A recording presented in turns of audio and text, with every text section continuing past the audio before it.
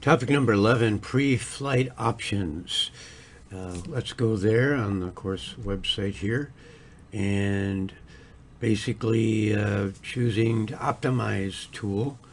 Then you choose pre-flight, and it's a term used by Adobe to indicate, you may want to check these items before you export or fly with them, I suppose, to the other side or to someone who is expecting the production.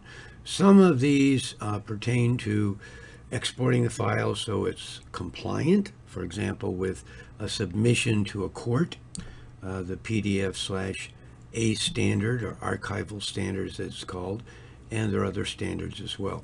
We'll choose the standards option and explore those choices during this brief video, but this is what it looks like when you choose pre-flight. You can see there are very, very many options here for you to have Adobe check before you actually produce these documents. It'll go through and look at them. Let's just look over this list pretty quickly.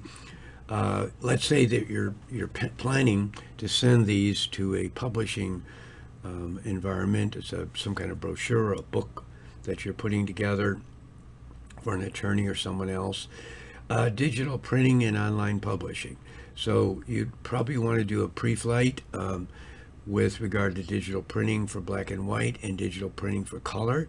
And depending on the person who you're going to be using to do the production, they will tell you what your PDFs should contain. And the pre-flight will verify that your PDF files that you're sending will be compliant with what the printing house has told you.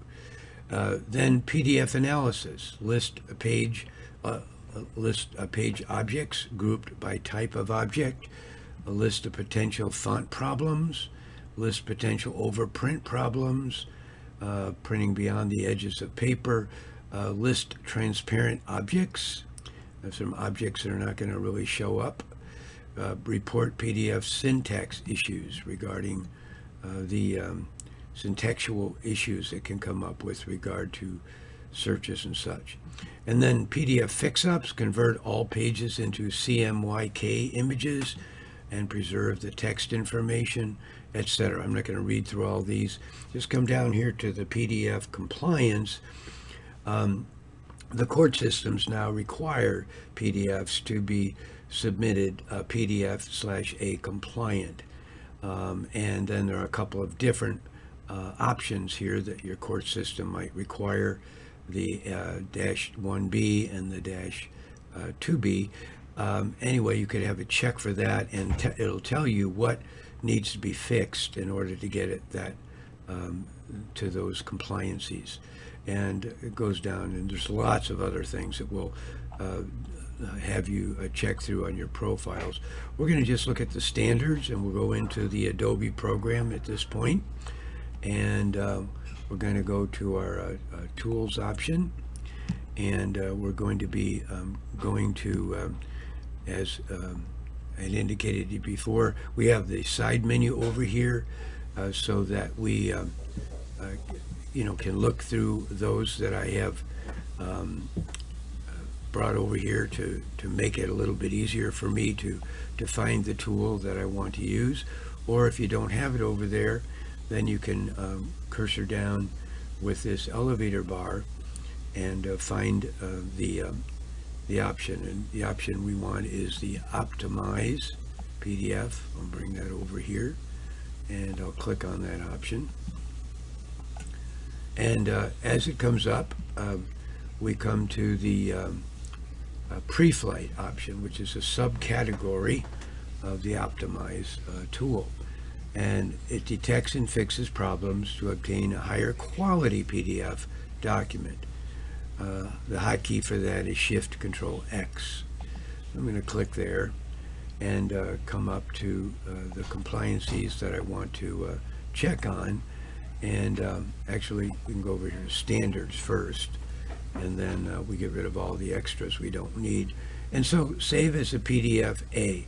The PDF defines provisions for long-term archiving of electronic documents into PDF format. All content in a PDF-A file must be contained in such a way that viewing or printing the file can be achieved reliably over a longer period of time. What this means is regardless of what particular operating system you might be using in the future, whatever fonts may or may not be on that system, they'll all be embedded in the PDF-A file. So that's what we're wanting to do, and we'll continue. We'll click continue here, and then the PDF standard is 3 different parts. Goes on to describe those. I'm not going to read all of this to you, but we're just going to go with the save as PDF A-1A, suitable for archiving files whose content structure is accessible through what are called the structured tags. And a lot of this gets pretty technical, which we don't have time for, but in the Adobe reference manual, it goes through what all of these are. And if you are expected to submit a PDF-A format to a court system, and they're going to tell you exactly which of these options they want you to utilize. So we'll just say continue, and then we'll come up with save as a PDF-1A, create a PDF according to the following conversion profile, if we had a conversion profile, and we don't really have one, for the following viewing or printing information coded for FOGRA 39. Again, all that's explained in your reference manual. I'm not going to try to get into that in a short video. Depending on the chosen conversion profile, corrections can be applied to increase the likelihood the PDF file matches the requirements. And we'll say apply the correction. So if it finds anything in here that won't be PDF compliant in this standard, it'll correct them. And then we'll go ahead and do save as, and executing pre-flight profile, and it gives me an option to save it out there with a particular name. I'm not going to go and save it right now, but that is the method that you'd use in your pre-flight options to get this particular document on the screen ready to go as a PDF-A file.